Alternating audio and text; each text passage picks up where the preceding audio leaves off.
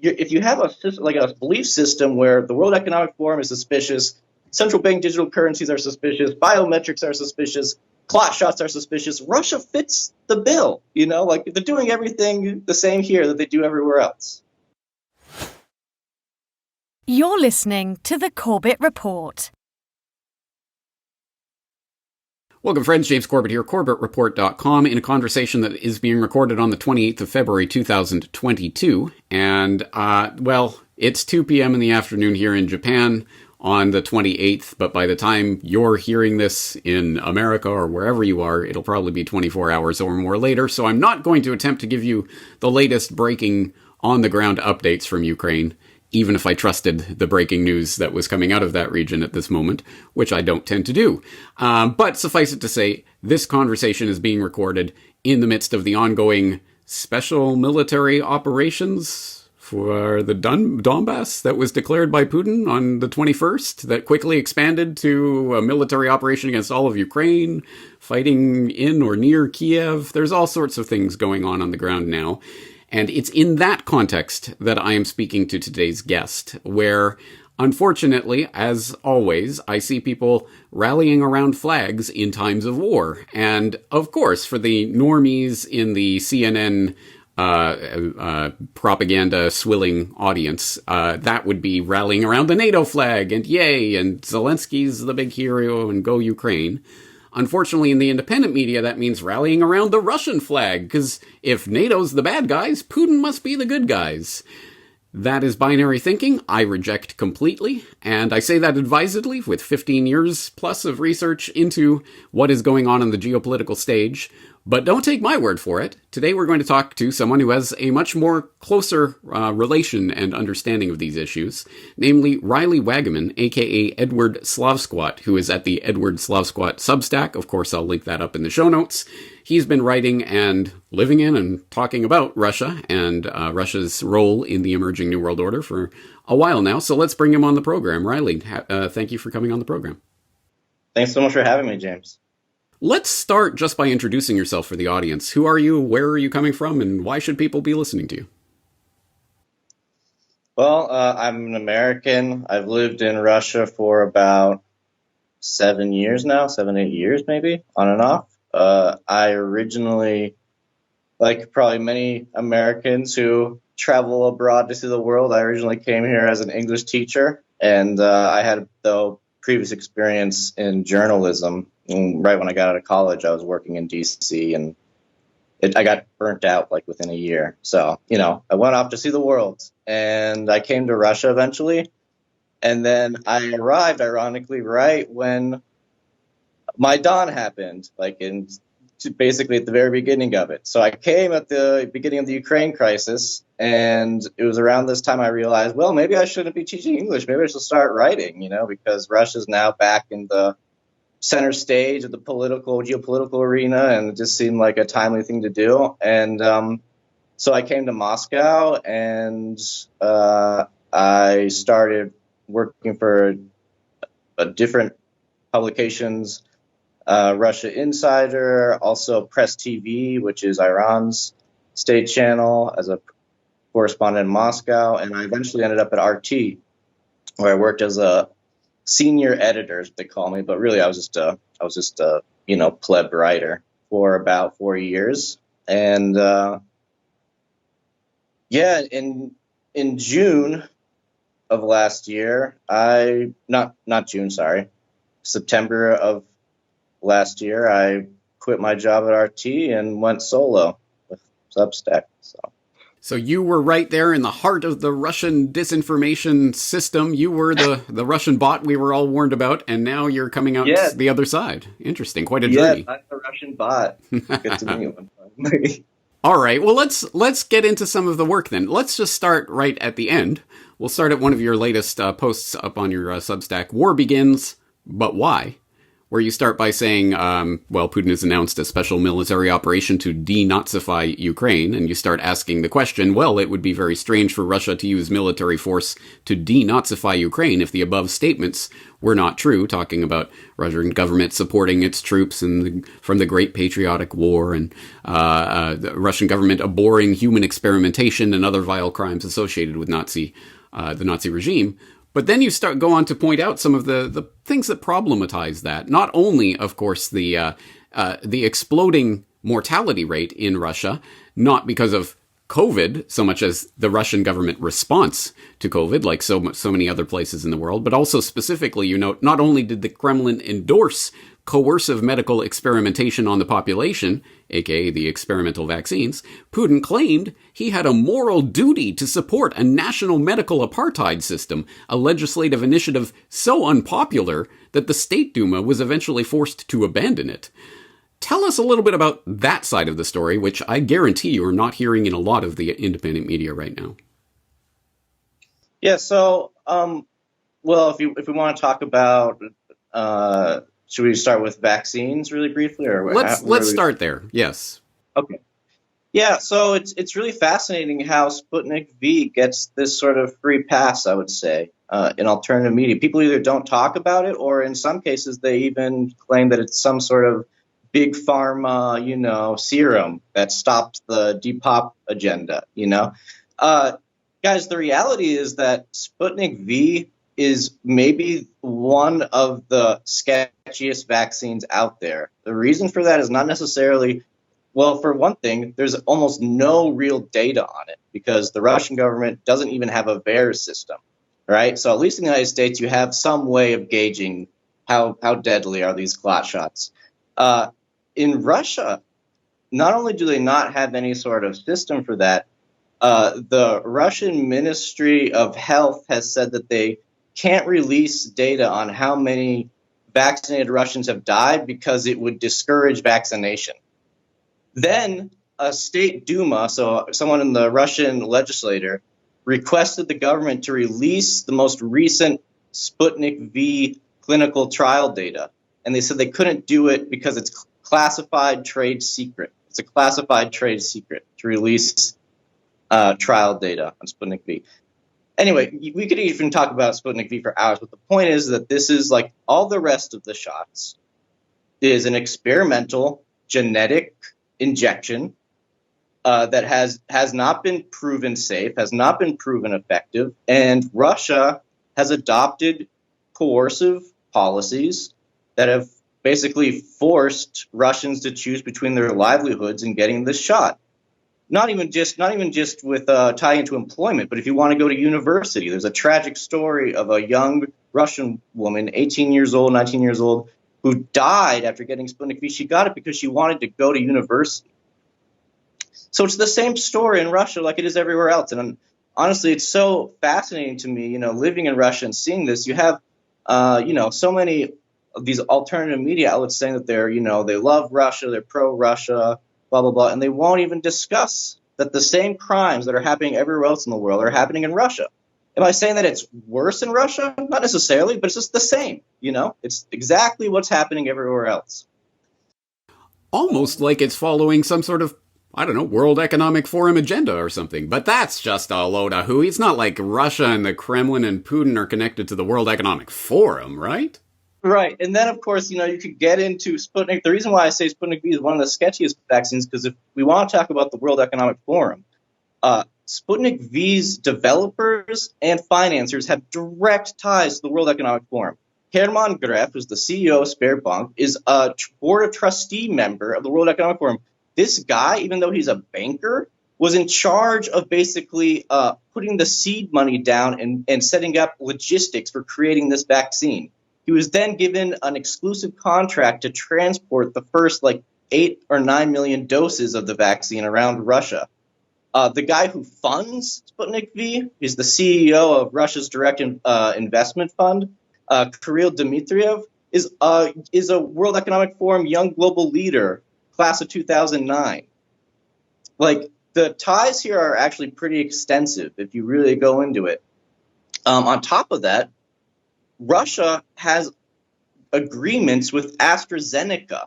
They have an agreement with them, and the Russian government is invested in AstraZeneca through their Russian Direct Investment Fund. They are invested in a pharmaceutical company that produces both Sputnik V and AstraZeneca. They produce AstraZeneca here in Russia for export.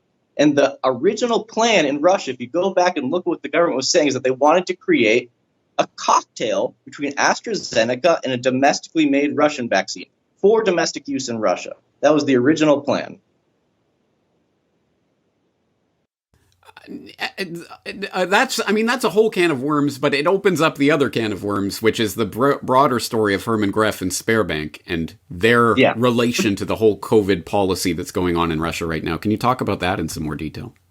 Yeah, sure. So what you have to understand about Sperrbank is it's almost like I don't even know how to describe it. It's almost like an Amazon plus a bank because it does everything. And so it started really doing everything during COVID. So in September 2020, so this is a few months after really COVID mania began in Russia and everywhere else, Hermann Greff came out and said, we're not a bank anymore. You're just going to call us Spare, take out the bank, and we are going to offer a universe of services to the Russian people. So there's Spare Health, Spare Food, Spare AI. There's literally a Spare everything at this point, Spare Delivery, and it's part of this whole. I mean, it literally just fits into the whole, Fourth Industrial Revolution, Great Reset narrative, and how interesting that Hermann Greff is a member of the Board of Trustees of the World Economic Forum. And what's also fascinating about Spare is that they're very, very deeply invested in biometrics. And they've already begun, there's already plans in Russia, and it's already happening to basically give every single school child in Russia a biometric ID. So in order to go to school, you got to put your palm print down or, get your iris lasered or whatever they do these days. I don't even know, And, and Spare is so involved in this. There are reports from a few years ago talking about how they started testing systems where you use biometric IDs to pay for school lunches. And this was done by Spare, a bank. And so you just have to wonder, it's like, in so many ways, Russia actually is, if you wanted to study what's up the road, just look at Russia because it's all out in the open. You don't have to do these sort of intricate webs. It's just very, very direct. It's just one line to the other, like Hermann Greff to World Economic Forum, Hermann Greff to education, Hermann Greff to biosecurity. And you can do that across, with many different elements within the Russian government. So I would say, instead of looking at as Russia as this place where, that's fighting the empire, whatever you want to call it, like Russia, in my opinion, is not different fundamentally. What makes Russia different is that the Russian people themselves are very, very, very suspicious of their government. And this is just sort of, I think, something instinctive that they have because of their history. And so what makes Russia actually unique and different is that despite their government in lockstep with the rest of the world, the Russian people are very much opposed to it. And they have been basically since the beginning of this whole scam, And how about Hermann Greff and Cyber Polygon?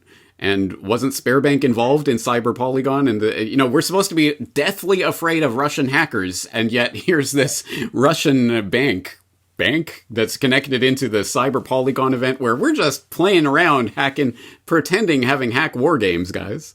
Oh, and so what's fun? This is a good one. Hermann Greff also he's developing a cryptocurrency called Spare Coin, and he's doing it. I saw a Reuters report from last year saying that he's doing it in conjunction with JP Morgan. And it's supposed to be a stable coin, and which is so convenient because right now the Russian ruble is going crazy. It's like over 110 rubles to a dollar now. When I first came to Russia in 2014, it was 30 rubles to the dollar. 30. Now it's like more than 100, apparently, from the reports I saw this morning. I mean, it's just, and also, sorry to even get off track, but if you want to talk about central bank digital currencies, all this stuff, Russia is at the forefront of all of this. So if you're suspicious of, what I would say to anyone who's like, well, Putin seems pretty based and pretty cool, just take your if you have a system, like a belief system where the World Economic Forum is suspicious, central bank digital currencies are suspicious, biometrics are suspicious, clot shots are suspicious, Russia fits the bill. Like they're doing everything the same here that they do everywhere else. But you don't get it, Riley. Yeah, that's Herman Greff and Sparebank and the St. Petersburg clique and other elements within the Russian government are working against Putin. And Putin is the one who's fighting against them and trying his best, just like Trump was fighting against the globalists in America. Putin is doing that in Russia, right? Right, exactly. Here's another good example, a little off topic, but a good sort of example we could use talking about this idea that Putin is sort of surrounded by these fifth columnists, right? And he's fighting them behind the scenes. One of the major players behind Sputnik V is this guy named Anatoly Chubais, who is a longtime thief who is loathed and hated in Russia. And he goes back to basically the collapse of the Soviet Union. He was involved in privatization schemes, mass thievery. He's basically like your arch oligarch in Russia. This guy was put in charge of a company called RusNano, which was supposed to develop nanotechnologies, including nano vaccines. Like, how interesting, in 2008. And the first thing he did was he partnered with the Gamaleya Center, which is the institute that allegedly developed Sputnik V. And he partnered with their director, Alexander Ginsburg, who was like, we could talk about that guy for hours. Anyway, Chubais runs this company, RusNano, into the ground. They're practically bankrupt now. And you know what happens? Instead of this guy going to prison for screwing up a state-owned corporation, he gets appointed Putin's special representative for sustainability. Like, he's their climate change. He's Putin's special envoy for climate change. And he recently wrote a Facebook post where he was like, I read all these great books last year. The number 5 book was like Bill Gates's Why Climate Change is Going to Kill Us All, or whatever the book title's name. I forget now, This guy, like, it's just, you couldn't be more open about it. And this is the thing, too, a lot of people be like, well, Russia's not on board with the climate change agenda. Like, they'll never do it.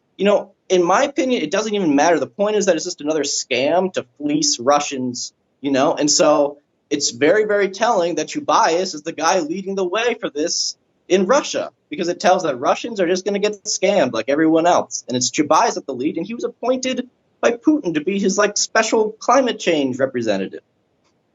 There's so much that we could talk about and that you have covered. So really do hope people will follow the link to go and look at your Substack, where you've talked about all of these things and the QR codes and vaccines and all of the biosecurity implementation and the sketchy things going on. But let's turn more seriously, and I will attempt to play a real devil's advocate for a moment, to talk about the situation with Ukraine, because it is, I think, demonstrably true, and to anyone who's been paying attention for the last several years, if not decades, that NATO has been inching closer and closer towards Russia, encroaching into their historical sphere of influence, clearly aggressive in their posture, and clearly violating accords and agreements and nudges and winks that they've given over the decades. We won't expand to the east. Clearly that is happening right now. Those damn Russians keep putting their military bases closer and closer to NATO, as the meme would have it. So there is, I think, I would assume, a genuine concern on the part of the Russian citizenry, let alone the government, of an encroaching threat from the NATO forces. And I think that is coming to a head in Ukraine. And we have the situation in the Donbass with the Russian-speaking people who consider themselves at least pro-Russian, if not Russian ethnically, who are being clearly slaughtered in demonstrable ways. So this is a response to that aggression. How would you frame this, or how would you talk about this in a way that it doesn't simplify down to NATO good, Putin bad, or NATO bad, Putin good? Right. Yeah, okay. Well, so first, just to clarify, I totally agree with your assessment. I'm not a NATO fanboy at all, quite the opposite.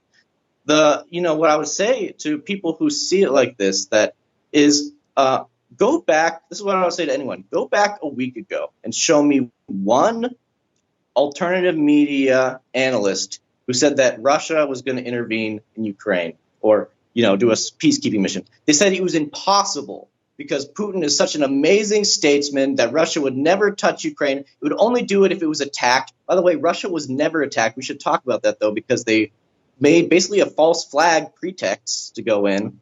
I'll come back to that in a second.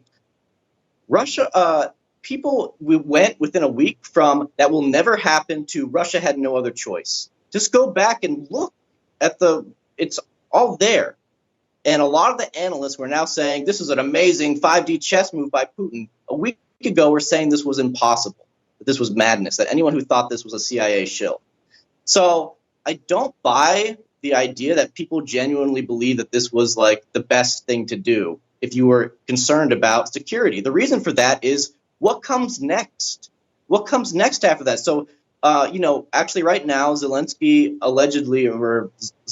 reps are meeting with Russia, I believe, like on the Belarus-Ukraine border. That's happening, I think, right now or soon. So who knows what happened? Maybe they're going to sign a peace agreement right now as we're talking.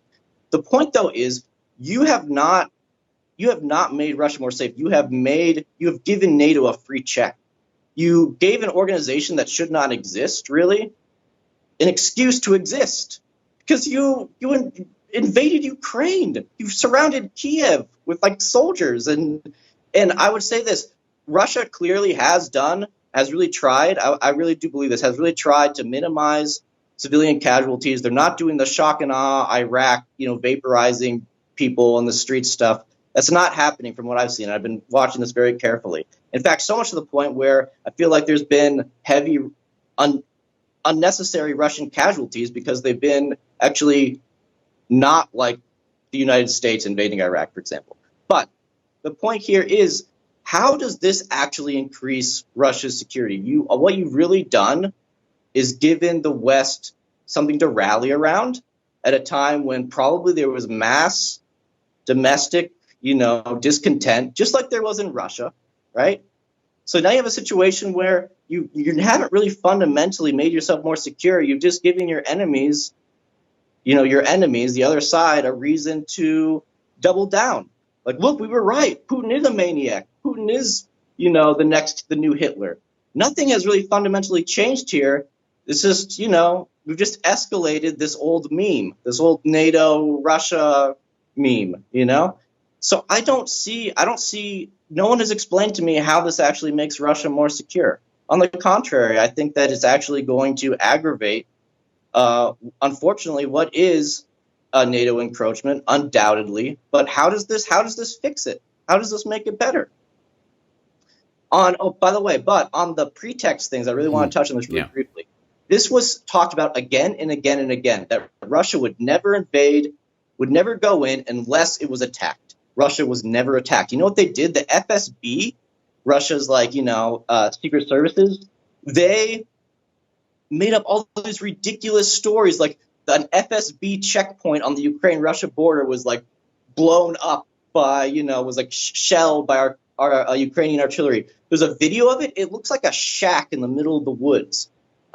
And if you go on like Russian internet forums, everyone's like, this is embarrassing. This is such an obvious pretext. They had another one where they claimed that a Ukrainian shell landed in Russian territory in Rostov. It's literally like a pothole from like a tractor. And they put, like yellow tape around it, like it was some sort of 9/11 crime scene. I mean, it's just they made up all these ridiculous stories that they pumped into Russian media around the clock on Russian state TV to show that Russia is defending itself.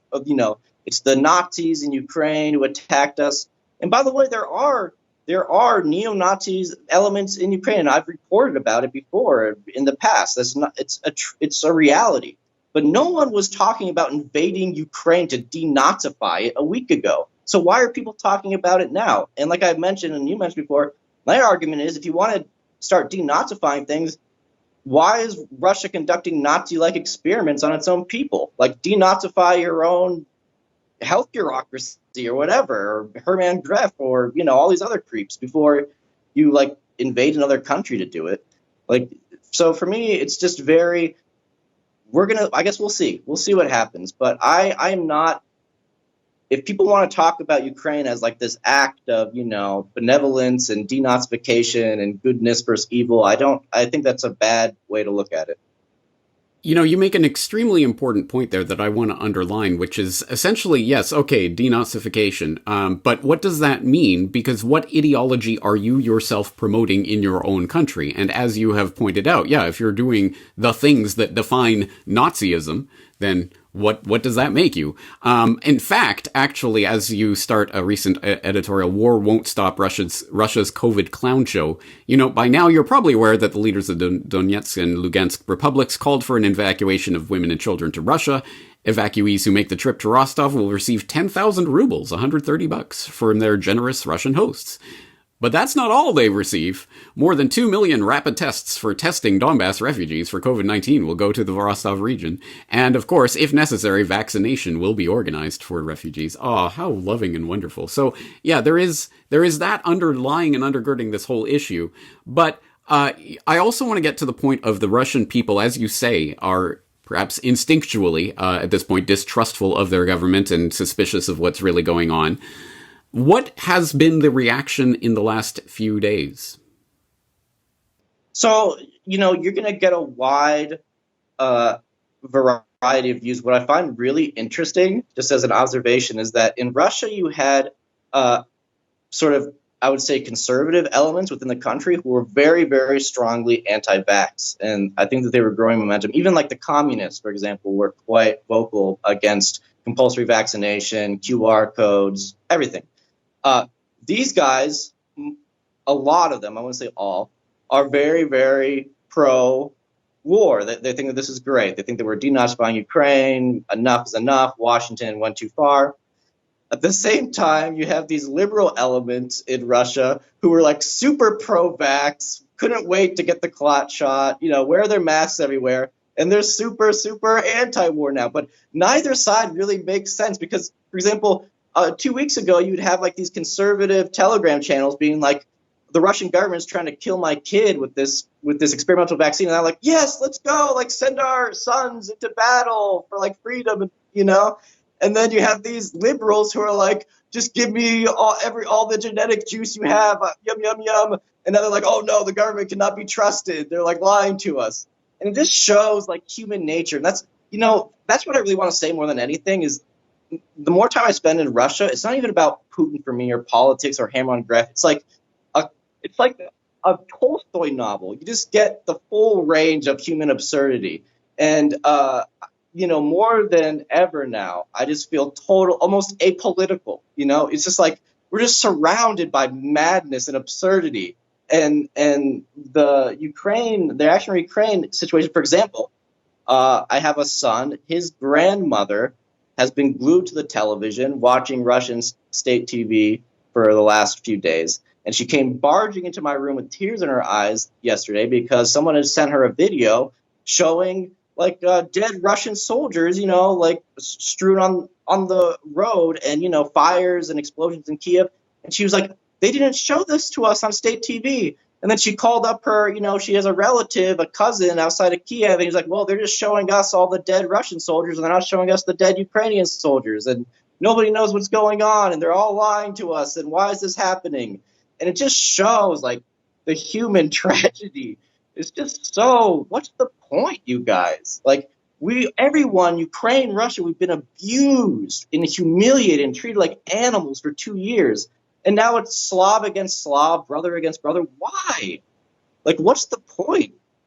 You know, I get what you're saying, but actually, I guess there is a sense to the conservative side of that argument because the Russian government is good at killing kids, so they should be killing Ukrainian kids, right? There you go. Yeah. It is. It's interesting. Just before I make my final point, there have been reports of hundreds, upwards of 1,000 people who were arrested in the first day or two or detained at anti-war protests in St. Petersburg and Moscow and elsewhere. Have you heard about that? Yeah, okay, so there have been protests around Russia, not just in St. Petersburg and Moscow. I've seen videos from around the country. You know what's so interesting about the protests is Russia's interior ministry came out with a statement saying that you shouldn't participate in unauthorized gatherings because coronavirus is still out in the streets. And, you know, it would be very bad if you got coronavirus. I saw a video the other day of a Russian young lady holding a blank piece of cardboard, just a white like sign with nothing on it, and she was arrested and she was put in prison for 8 days. It's like, and this is the country that's going to denazify Ukraine. Like, I'm sorry, like, it's not about. I don't think like Russia's the most evil country in the world. I really don't. But it just doesn't make any sense. Like, come on. Like, I don't blame an average Ukrainian for being like, why should the Russians denazify us? Those guys are also like total jerks, Like, for me, that's just human nature. It's like, solve your own problems before coming into my country. Ding, ding, ding, ding. Yeah. If every country just abided by that principle, imagine what a world we could live in. And you raise another incredibly important point that I want to underline. Human nature. That's what it comes down to. It's so easy, and I get this, for people like myself who don't speak Russian, have never been to Russia. I can imagine all sorts of things about Russia and project all sorts of things onto Russia. But I like to think I'm inoculated against that, if you will, by the fact that I've lived in Japan for 18 years, and I can tell you, everything that people believe about Japan who have never been to Japan is wrong. Everything. People will tell me what they think about Japan, and it's like a different universe. Like, what are you talking about? No, you don't understand. So I get how easy it is to just sort of project all sorts of things. And Russia is such a different place, and Putin is this mastermind who's playing 15-dimensional chess, and everything's different, and the Russian people love their government, and their government loves them. No, what unicorn land are you living in? It's human nature. Corruption happens everywhere. And unfortunately, the crap rises to the top in so many of these systems. And I would say Russia is probably no exception to that rule. Again, it's not the most evil place that's ever existed, but it's not the best either. And I think people have a hard time with that, especially when they get so much binarized thinking in the independent media. And you raise another good point about no analyst that anyone was listening to was saying last week, oh yeah, they're going to go in and start bombing Kiev or whatever. Of course not. No one was saying that. And no one thought that would have been no one was advocating that. But now they are advocating that. The ones it's the only choice they have. There's no other choice. Yeah, exactly. It's anyone who doesn't see through this and doesn't understand that the war ultimately is the war of governments against their peoples. I just don't know what else to say, but I'll keep saying it, and I know you will too, at least until you're arrested and detained for your dissident activities. Tell people again about your Substack and how people can follow your work. Yeah, I'm just on edwardslavsquat.substack.com. I'm not really on social media, but you can follow me on Twitter, just Riley Waggaman, my name. So yeah, I mean, I haven't been writing recently because I'm literally in shock, just watching Russian TV and Telegram and just trying to comprehend what's going on. But anyway, soon I'll be writing quite regularly again. And so please come join. It's also, I consider, my Substack to actually be one of the few places where we're not going to ban you for disagreeing with us, which is often the case with Russia related news sites. Like, you don't like Putin enough, ban. Like, you don't say what I think, ban. So it's not about all of us disagreeing, just trying to figure out what the heck is going on. I'm just trying to ask questions and figure out what's going on because it's crazy. It's getting crazy. It certainly is. Well, I've been following your work for several months now. I recommend other people check it out. It does offer a completely different opinion and perspective than you will get in a lot of the so-called independent media, and I appreciate that. Agree or disagree, at the very least, it's a different viewpoint, and I think that's important at these times where people are being herded into one pen or the other. So I appreciate you being there and for doing that work, and I hope we get to talk to you again. Riley Waggaman, thank you for your time. Thanks, James.